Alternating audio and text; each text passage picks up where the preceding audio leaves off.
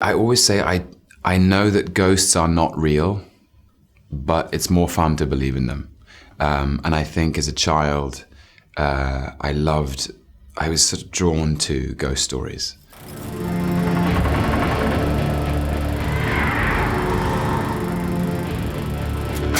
A house as old as this one becomes, in time, the living thing.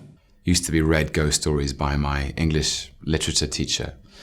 And I don't know, I think there's something very powerful in human nature about the mystery of the unknown.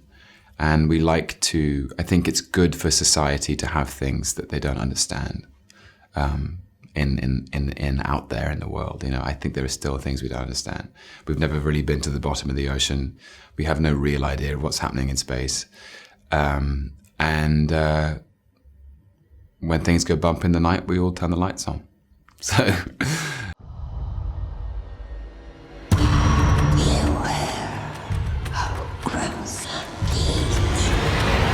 The set itself was just so beautiful. It was so completely imagined and designed. And you know,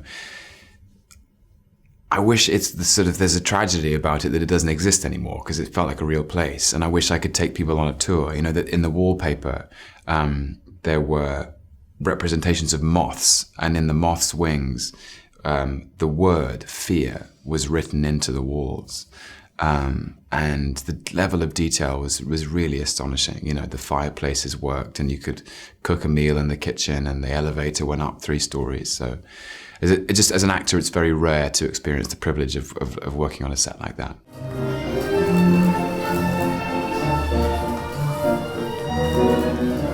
Someone once told me that when a character can no longer express how they feel in words, they sing or they dance. And that's what the great musicals are born out of. But I loved the dancing in Crimson Peak. You know, it's fascinating. Mia Wasikowska and I we perform a waltz very early on.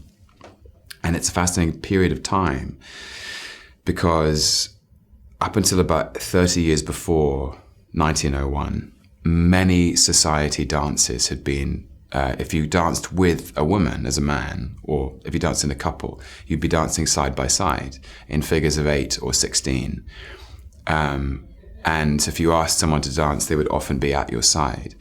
And those rebels in Vienna came up with something where you actually have your partner facing you, and you're chest to chest, and you're very close, and you can feel each other's breath, and you're spinning in circles, and the only way you don't lose balance is to look into your partner's eyes. It becomes an incredibly sexy, intimate thing. And also there's just the spinning emotion makes you feel very lightheaded. So maybe we'll bring waltzing back, you never know. Do we have to do this? Must we? Yes. You have no idea what they do. I think my favorite British film, British horror movie is The Shining. I know Jack Nicholson obviously is an American actor, but Stanley Kubrick was a British filmmaker, and I think it's brilliant. And